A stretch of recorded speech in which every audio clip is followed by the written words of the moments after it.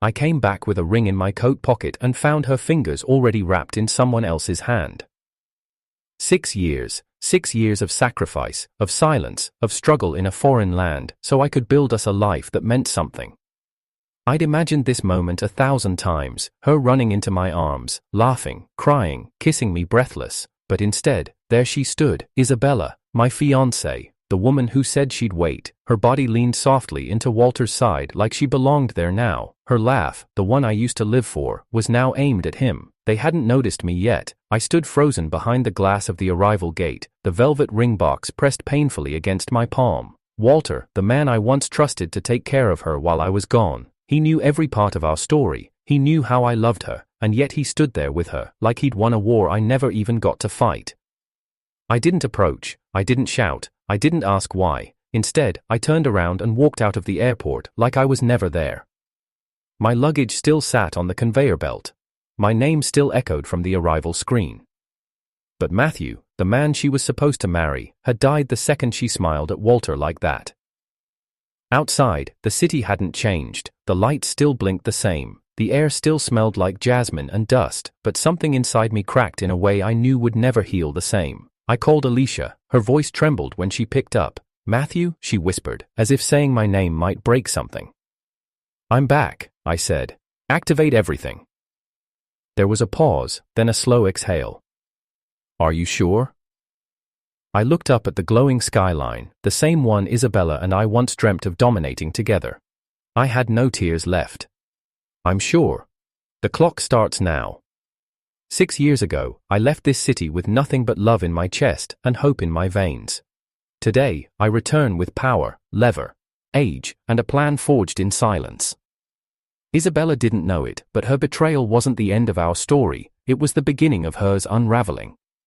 The memories were liars. Photos, promises, late-night calls, all lies stacked on lies. She asked me to wait for her. She said Walter was just a family friend. I remembered her last message. "I'll be there at the gate, Matthew. I promise." Well, she was there, just not for me. By the time I reached the hotel, Alicia had already forwarded the package, financial records, surveillance, Walter's business logs. I opened the file, hand steady. There it was, a lease in both their names, dated 2 years ago. They didn't even wait until I got my first promotion.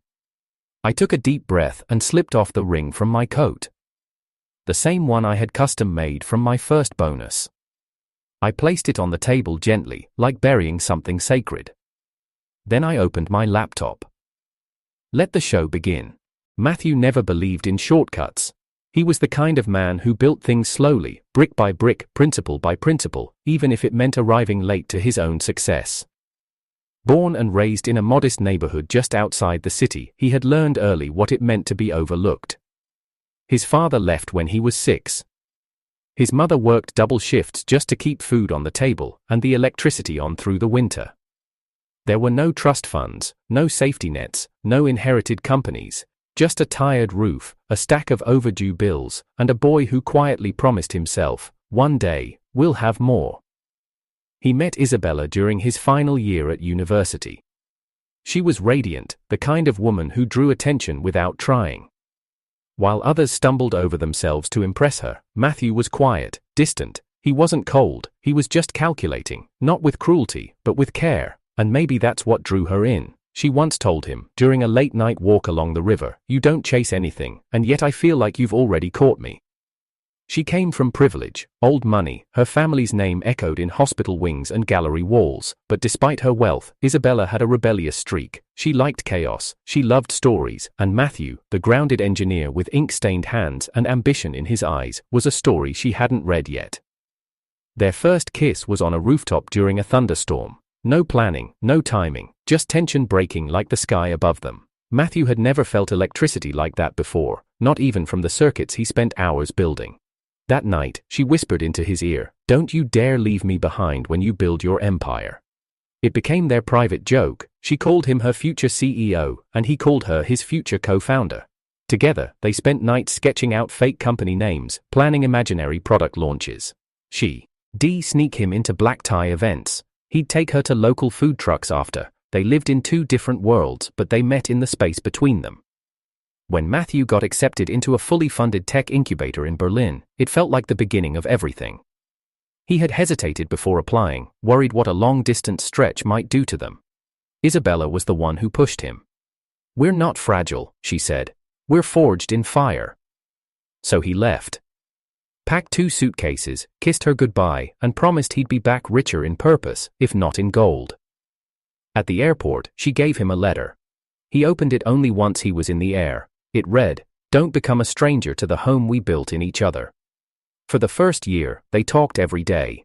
Mornings were for voice notes, nights were for blurry video calls. She sent him pictures of their favorite cafes, the books he left behind, and selfies with captions like, "Still yours." He saved every photo, every voicemail. He never suspected the slow change, never noticed the cracks. Isabella started replying less. Her messages got shorter. The calls went from daily to weekly, and the video chats turned into audio only. She said it was stress, work, family pressure. "You know how my parents are," she said once, "they never believed in us anyway." Matthew never doubted her. He remembered what they had. He remembered the storm, the laughter, the river walks. He thought love, real love, could survive silence. In the 5th year, when his startup finally got acquired by a German conglomerate, Matthew sent her a message. "We made it, coming home next spring, I want to marry you." She responded, "I can't wait."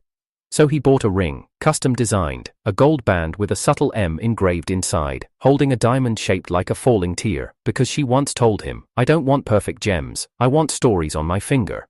He booked the ticket, rehearsed his proposal speech in 3 languages, he even contacted her parents. Her mother sounded indifferent, her father didn't return his call.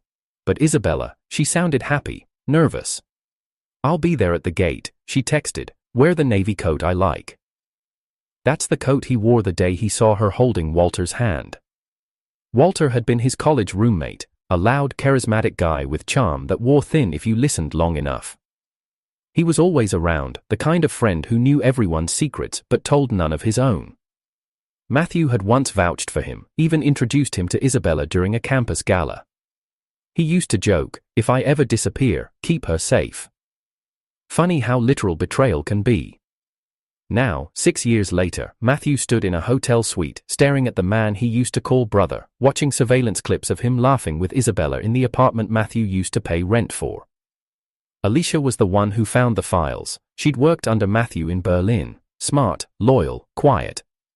She never tried to take up space but always showed up when it mattered. Matthew once saved her job during a funding cut, she never forgot. And when he told her about his suspicions, she didn't ask why. She just nodded and said, "Send me the names." What she uncovered would have broken a lesser man. Walter and Isabella had started seeing each other barely a year after Matthew left. At first, they were careful, private brunches, burner emails, but time made them arrogant. Alicia found photos of weekend getaways, leaked hotel receipts, a fake company Isabella registered just to funnel money into Walter's growing debt. Matthew didn't rage, didn't scream, that wasn't who he was. He studied every detail, made copies, built timelines. And then he called in every favor he'd earned in the past 6 years. The startup he helped scale now had controlling shares in a logistics firm that Isabella's family relied on. The board was quietly being replaced, one by one. Walter's startup, propped up by stolen ideas and charm, had unknowingly accepted funding Matthew controlled through shell investors. Piece by piece, everything they had built on betrayal would collapse under the weight of quiet revenge. Still, Matthew didn't plan to confront them, not yet. The damage he had planned wasn't loud, it was surgical. Isabella had chosen a different life, she would live with it, but that didn't mean she'd walk away clean. He remembered her words, "Don't become a stranger." Too late, the man she once loved had become a ghost, with a memory sharper than steel and a silence louder than fire. The ring still sat in its box, untouched, unoffered. Matthew didn't keep it out of sentimentality, he kept it as evidence of the man he used to be, before Isabella, before Walter, before everything broke. Matthew hadn't planned on confronting Isabella yet, but fate, like betrayal, had its own timing. 2 days after his return, he stepped into a cafe on Rosehill Street, one of their old spots. The place hadn't changed, faded wood, cinnamon in the air, the bell above the door still gave the same hollow chime. He only came in for coffee, something bitter to match his mood, but when he turned toward the window, cup in hand, he saw her again. Isabella. This time, she was alone. She sat with her back straight, scrolling through her phone, dressed in a soft beige coat that still fit her like poetry. And Matthew, for a moment, just stood there. Because despite everything, there was a part of him that still remembered her hands around his neck at midnight. Still remembered her whispering promises beneath blankets. Still remembered the sound of her laughter when she thought no one was watching. She looked up. Their eyes met. Her expression flickered, shock first, then something softer. Regret? Guilt? Or just good acting? She rose instantly, brushing past the table as she approached. Matthew? Her voice cracked slightly. You're back? He didn't smile. I am. I thought you were arriving next week, she continued, voice laced with careful surprise. I was planning something. I had this whole thing in mind. I saw you at the airport, he replied, sipping his coffee. With Walter. The color drained from her face. That wasn't. It's not what you think. He raised an eyebrow. Then help me think it right. She faltered. We were just talking. I didn't know you were coming that day. If you had known, Matthew cut her off, you'd have kissed him somewhere private instead of in the arrival parking lot. She opened her mouth to defend herself, but nothing came. She looked down at the table, then back at him. I didn't kiss him. I said the same thing about you for 6 years. He murmured. But then again, I used to say a lot of things. Isabella's lips quivered. You don't understand what it's been like here. Everything changed. My parents. The pressure. The loneliness. Matthew leaned back. You could have told me. You could have ended it clean. Her voice turned sharper. Oh, so now you're the victim? I gave you my life, he said, low and even. I left everything to build us a future. You promised to wait. And you didn't just stop loving me. You replaced me. With Walter. She shook her head, visibly frustrated. It wasn't that simple. You weren't here. I needed someone.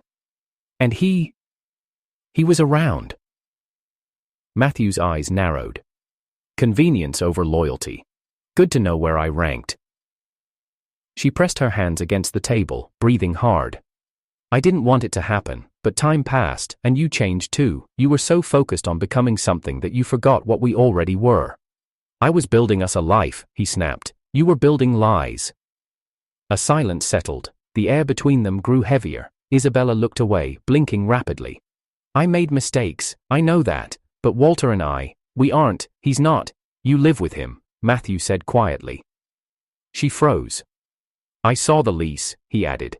Signed 2 years ago. 2 years, Isabella. Tears welled up in her eyes now. I was scared you'd never come back. I did, Matthew whispered. And you weren't waiting. She opened her mouth, then closed it again. Her shoulders sagged. What now? Matthew looked out the window. Now? Now you live with the choice you made. She stepped forward, reaching for his hand. Please, Matthew. I didn't stop loving you. I was just lost. He pulled away. I hope you find yourself then. Just not in me. He walked out, the bell ringing above his head like a funeral chime. That night, Isabella called him 3 times, left voicemails, some apologizing, some angry, some just silomayadim. End. Matthew didn't respond. He sat in his apartment, technically theirs, staring at the ring box still on the shelf. Alicia called. You okay? I'm fine. A pause. Do you want me to send over the rest of the records? Not yet, Matthew replied. She still has a chance to tell the truth. The next morning, he received a package at his door, no sender name, just a small envelope with a USB inside. He plugged it into his laptop and sat back. There were videos, dinner dates, private events, one of them at a lake house Isabella had once said was too boring to visit with him. In one video, Walter kissed her neck as she laughed. In another, she said clearly, Matthew's not coming back, he's too in love with his ambition. She hadn't sent this. Walter had. Along with the message, figured you'd want to see who she really is, nothing personal. Matthew stared at the screen, not blinking, not breathing, and then he forwarded the entire package to Alicia with a single line: initiate phase 1. That evening, Isabella showed up at his apartment again, this time in tears, real ones. "I broke it off with him," she said. "I ended everything." Matthew said nothing. "I told him it was over. I told him I made a mistake." "You told him that before or after he sent me your videos?" Her face went white. Matthew stood slowly, walked to the window. "You never ended it, Isabella." "He did, because he thought it would hurt me." She stepped back like she'd been slapped. "You think I'm just heartless?" "I think you're a coward," he said. "You didn't choose him out of love. You stayed because it was easy. I left for us, he stayed for himself. And you chose him because you needed someone to hold your hand while you destroyed everything we built." "I was lonely," she screamed. "I needed something." "You needed honesty," he replied, "but you sold that out for comfort." Isabella's voice cracked, barely audible. "What are you going to do to me?" Matthew didn't look at her. "Nothing, you've already done it to yourself." She collapsed onto the kotsa, burying her face in her hands. Matthew turned and walked toward the door. "Don't be here when I get back." She didn't respond. Outside, Alicia waited in the car. She didn't ask what happened, she just handed him a document. It was the first move, the one that would start pulling apart Walter's empire and Isabella's illusions, piece by piece. But even as Matthew signed it, there was no smile, no satisfaction, only silence. Because sometimes the worst betrayals aren't the loud ones, they're the quiet ones you never see coming. Matthew didn't sleep that night. He lay in the bed that still smelled faintly of her perfume, lavender and guilt. The ceiling above him stared back blankly as if asking questions he couldn't answer. His eyes were open, but the weight pressing down on his chest didn't come from exhaustion. It came from knowing. Knowing that while he spent 6 years chasing the version of himself she once believed in, Isabella had been falling into someone else's arms. It wasn't just the betrayal that haunted him, it was the details, the echo of her voice when she said, "I'll wait," the way she used to brush his hair back from his forehead when he stayed up late coding. The time she cried when he missed her birthday during a product launch and said, "All I want is you, not your company."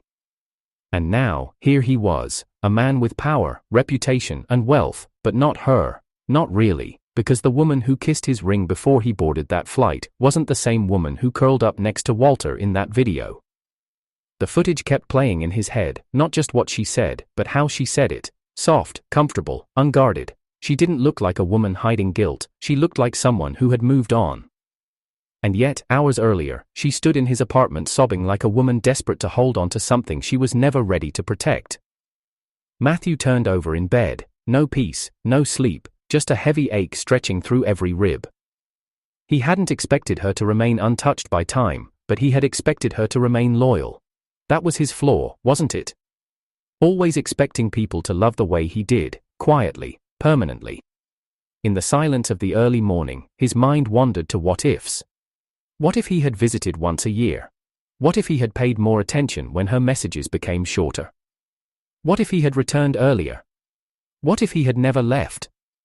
But each question hurt more than the last, because the truth was brutal in its simplicity. If love falls apart in your absence, it was never built to last. By 5 a.m., he finally sat up, swinging his legs over the side of the bed. The floor was cold, the kind of cold that makes your body stiffen involuntarily. He welcomed it, let it remind him he was still here, still breathing, still capable of choosing what comes next. He walked to the desk, opened the drawer, and took out the engagement ring. It still shimmered under the dim lamplight. He ran his thumb across the tiny engraving inside. Isabella plus Matthew. Forever begins when you come home. He let out a bitter laugh. Home. He had no idea where that word belonged anymore. His phone buzzed beside him. A message from Alicia. Just a single line. He's meeting her again today. Want me to follow? He stared at it for a long time. Did he want to know more? Did he want to watch them pretend again? Or was he just addicted to the pain now? He typed back slowly. Yes, send everything. Matthew wasn't angry in the way people expect betrayed men to be. He didn't throw things, he didn't scream, he didn't drink or spiral. His pain was precise, quiet, almost surgical, a dull, unending pressure inside his chest that refused to go away. He showered slowly, dressed neatly, put on the navy coat she said she loved, but every fold, every thread, felt heavier now, like memories stitched into fabric. By noon, the file arrived. Alicia had sent photos, Walter and Isabella entering a hotel. An hour later, Isabella leaving alone, her expression unreadable, no makeup, no smile, just shadows under her eyes and keys clutched too tightly in her fist. Matthew stared at the photo for minutes, his thumb hovered over the screen like he could somehow touch her face through pixels. He remembered the way she used to wait for him outside their university gates. Rain or shine, always with a flask of coffee and a shy smile. He remembered her spinning in the kitchen in her oversized sweater, singing along to songs off-key.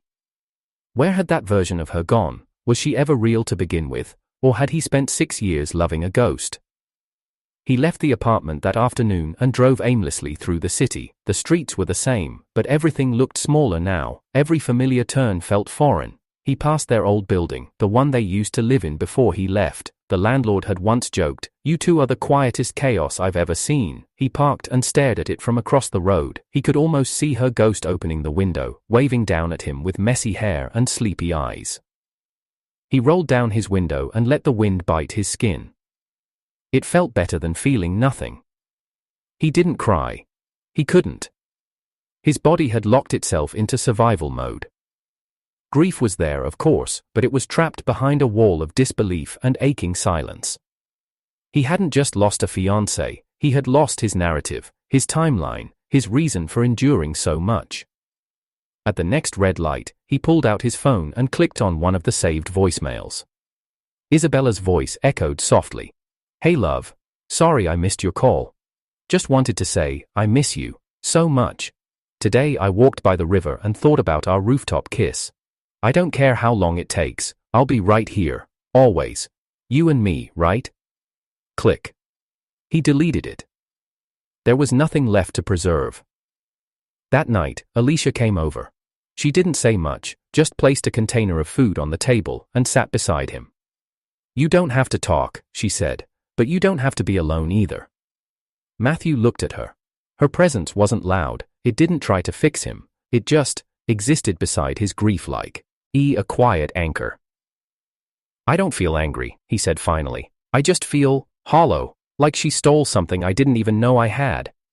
Alicia nodded. "She didn't steal it, she just showed you it wasn't hers to keep." He let those words sit in the air. Eventually, he asked, "Do you think she ever really loved me?" Alicia paused. Maybe she did, in the only way she knew how, but love that expires when distance grows? That's not the kind of love you build futures on. Matthew leaned back. "I don't want revenge for blood, I don't want scandal, I just want to take back what's mine, quietly, fully." "You will," Alicia said gently. "One day, you'll wake up and it won't hurt anymore. You won't even think about her name. Not with rage, not with sorrow, just nothing." "That sounds peaceful." "It is," she whispered. "It just takes time." He nodded. And for the first time since he came back, Matthew believed that maybe healing wasn't about confronting the past. Maybe it was about building a future where the past couldn't follow. 3 weeks after Matthew returned, just as the dust around Isabella's betrayal had started to settle into silence, another bomb dropped. It wasn't from her, it wasn't even from Walter, it came from Alicia. She stood by the window in Matthew's apartment, stiff, unreadable, the blinds cast thin shadows across her face. She clutched a manila folder so tight, her knuckles turned white. "You need to see this," she said. Her voice was low, steady, but beneath it, something wavered.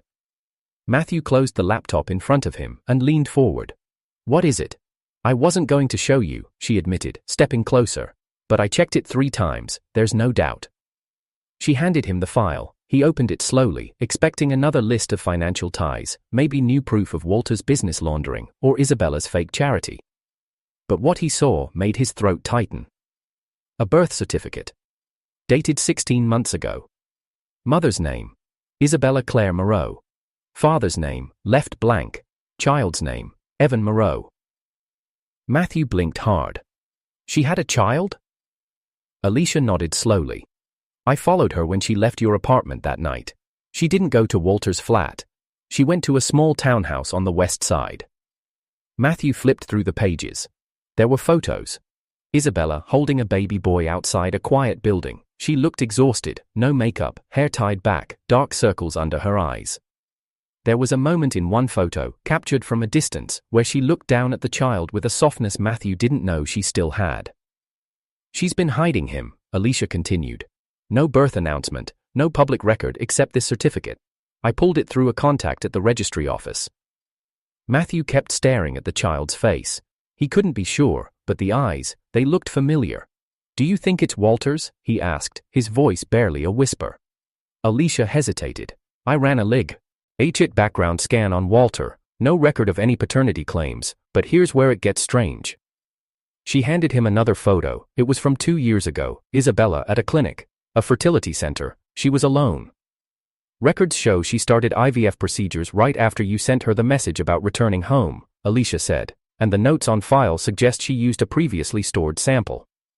Matthew looked up slowly. What are you saying? I'm saying the child might be yours. The room went silent. Matthew felt like the ground beneath him had shifted violently. The anger he had buried, the calm he had crafted, everything trembled under the weight of that possibility. He stood and paced to the far wall, his hands trembling slightly. Why wouldn't she tell me? Alicia spoke carefully. Maybe she wanted something to hold on to. Maybe she thought a child would anchor her to the version of you she missed. Or maybe she planned to raise him quietly, without you, as penance. I don't know. Matthew's heart raced. The betrayal had been a dagger.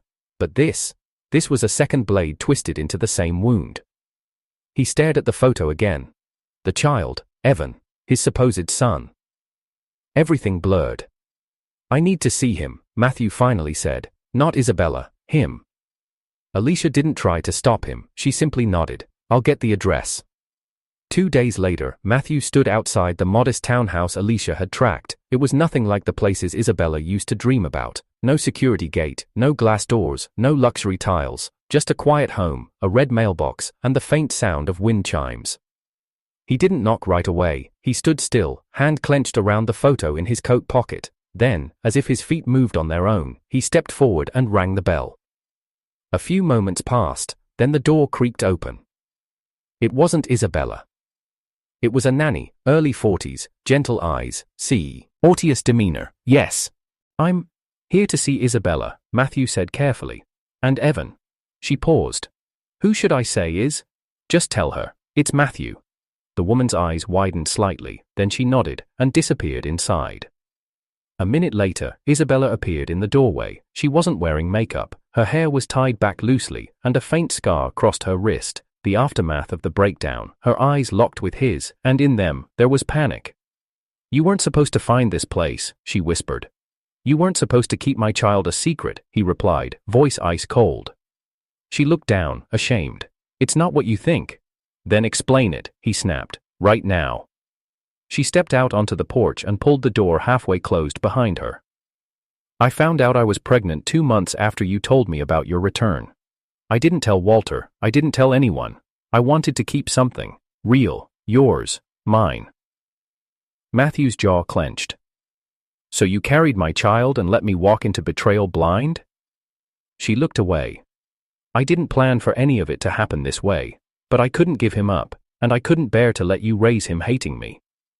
He stared at her, disbelieving. You think I'd have let my son pay the price for your cowardice? She didn't answer. A small voice echoed from inside. Mama?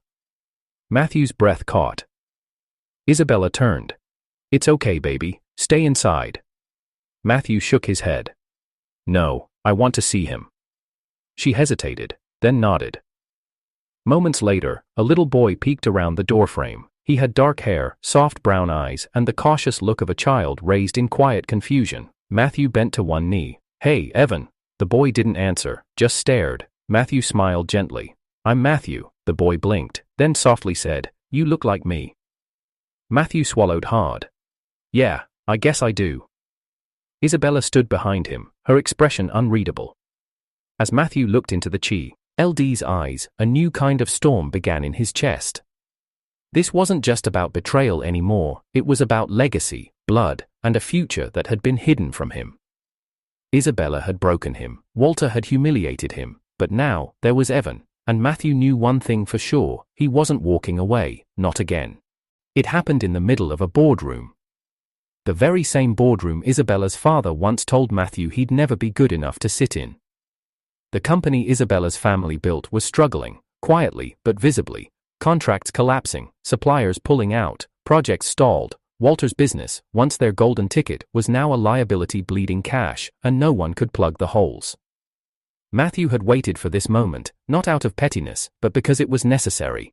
He hadn't built his empire to destroy hers, but when truth is buried beneath lies, collapse is inevitable, and Matthew had prepared for that collapse like an architect studying blueprints he knew would eventually crack.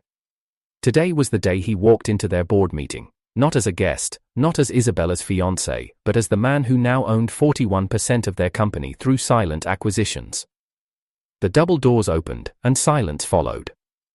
Isabella was already seated at the long table, her eyes hollow, her posture stiff. Her mother sat beside her, face pale but composed. Walter leaned against the far wall, checking his watch like this was just another boring meeting, until he looked up and saw Matthew walk in. Then he froze. The chairman stood. "Mr. Whitmore, we weren't expecting." "I'm not here for pleasantries," Matthew said, walking to the head of the table and placing a file in front of the chairman.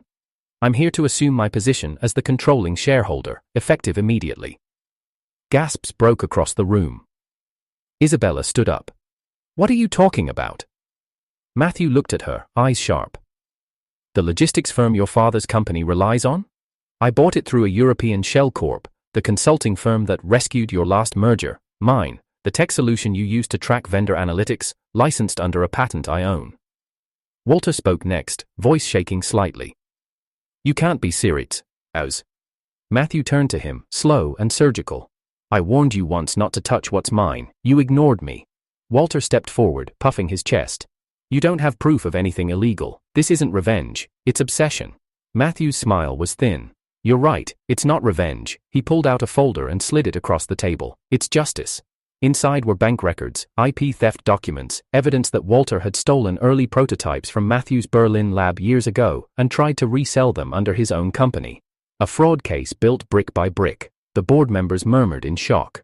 Matthew continued, his voice even. "I've been building this since the day I landed and saw Isabella holding your hand, but it didn't start there, did it? It started when you first fed her doubts, when you told her I'd forget her, that I'd change, that you were better for her." Walter's face flushed red. "You left. You disappeared. What did you expect?" Matthew stepped closer. "I expected the woman I loved to keep her promises, but she didn't. And you were the snake waiting in the grass, always watching, always planning." Isabella's voice cracked. "Matthew, this isn't the place." "No," he said, facing her now. "This is exactly the place." The boardroom fell into a hush. Matthew walked to the center of the room, standing between Isabella and Walter. "I gave you everything," he said to her. "I built a life for us in silence while you rehearsed lies with him. I sent you letters, flowers, messages, and you left me on red while building a future with someone else." Isabella shook her head, eyes watery. "I didn't plan it that way. I thought you forgot me." Matthew's voice rose, calm but sharp. "I engraved your name inside a ring. I kept your photo beside my bed for 6 years. I turned down 3 investors because they didn't like that I wore your bracelet during negotiations. And the entire time, you were nesting with him." Isabella's knees nearly buckled. Matthew turned to the board.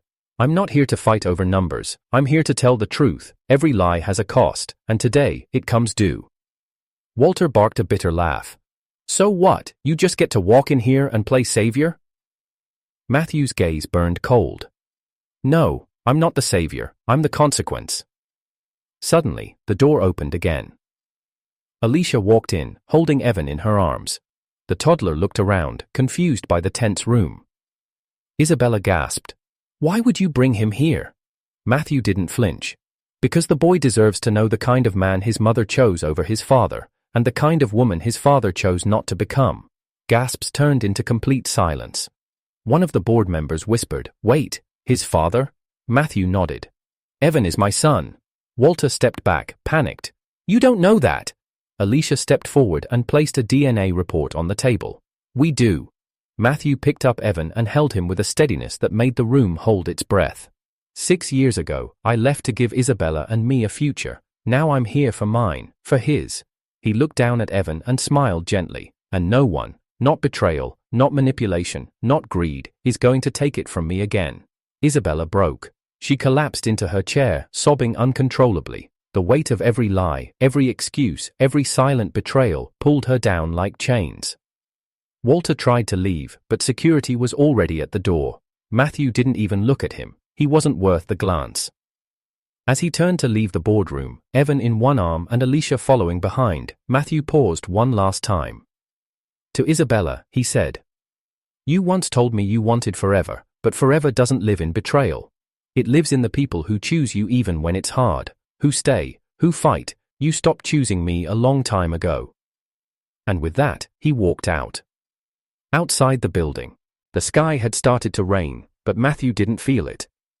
He had Evan in his arms, Alicia at his side, and a future finally free of ghosts.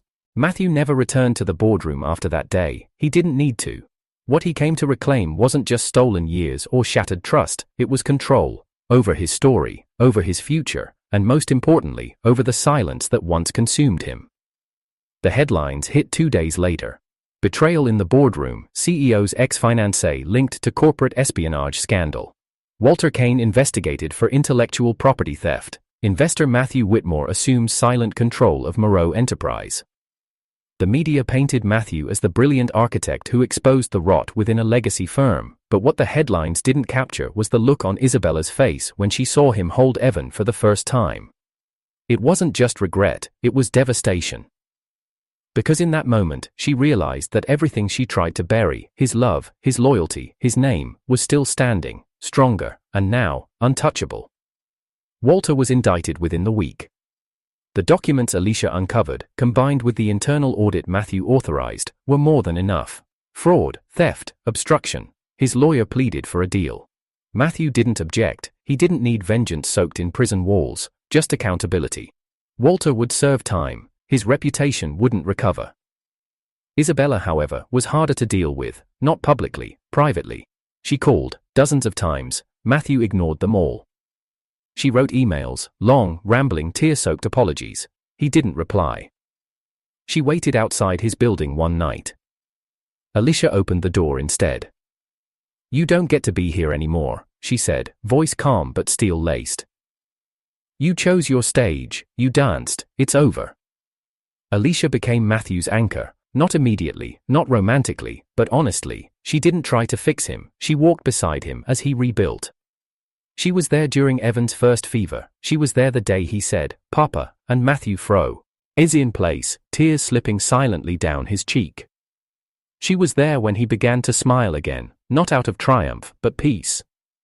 One morning, 6 months later, Matthew stood on a balcony overlooking the city skyline. Evan slept inside, curled beside his stuffed bear. Alicia joined him with 2 cups of coffee. "She called again last night," Alicia said. "Matthew didn't ask who, he already knew. Same message? She wants to see Evan, says she deserves one chance to explain." He took the coffee and stared into the horizon. "Evan deserves the truth, but not her version of it." Alicia nodded. "So what now?" Matthew took a breath. "I'll meet her, one time, for him." The meeting was set in a quiet park Evan had never visited. Isabella arrived early, dressed plainly, eyes weary, hands shaking. She sat on the bench until Matthew appeared, alone. "No Evan?" she asked. "He's at home," Matthew said. "Safe." She looked down. "I don't want to take him from you." "You can't," he replied. "He's mine, and not just in blood." She swallowed hard. "I know I ruined everything. I know there's no fixing it, but I just wanted you to hear me say it, to your face, that I was wrong. I was weak, and I paid for it." Matthew said nothing. "I see your name in the news," she continued. "I see Evan's face when they publish photos, and I know I forfeited the right to be a part of that life, but it was never fake, Matthew. What we had, not in the beginning." He looked at her finally. "I loved you once," he said, "deeply, completely. But the woman you became, the one who built a future with a liar while telling me to come home, that woman isn't someone I can explain to my son." Isabella blinked back tears. "You hate me." "No," Matthew said. "I'm free of you. There's a difference." She nodded slowly. "Will he know about me?" Matthew thought for a moment. He'll know the truth, one day, but only the parts that won. To make him question his worth. Isabella finally broke, not dramatically, not performatively, but honestly. Her sobs were quiet, shoulders trembling, hands curled into fists on her lap. Matthew stood. "Goodbye, Isabella." As he turned, she called after him. "Do you love her?" He paused. "Who?" "Alicia." He didn't turn around. "I trust her. I think that's where real love begins." That evening, as rain tapped against the windows, Matthew read Evan a bedtime story. The boy clutched his hand as he drifted to sleep, small fingers holding onto something fragile and precious. When Matthew stepped into the hallway, Alicia was waiting there. She didn't ask how it went. He didn't offer. Instead, he looked at her and said, "Stay tonight." She hesitated. "As what?" "As someone I want to keep choosing," he replied, "every day." She smiled softly. "Okay." A year later, Alicia and Matthew got married in a quiet ceremony.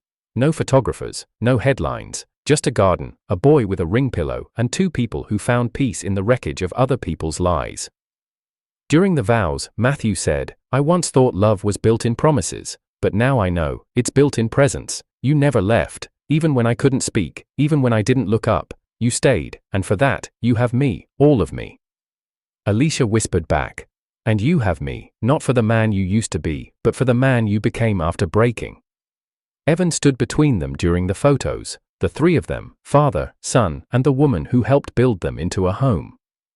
Isabella watched from far away, not in person, online. She saw the wedding photos like the rest of the world. She didn't cry this time. She simply closed the tab, whispered, "I'm sorry," and faded back into her silence.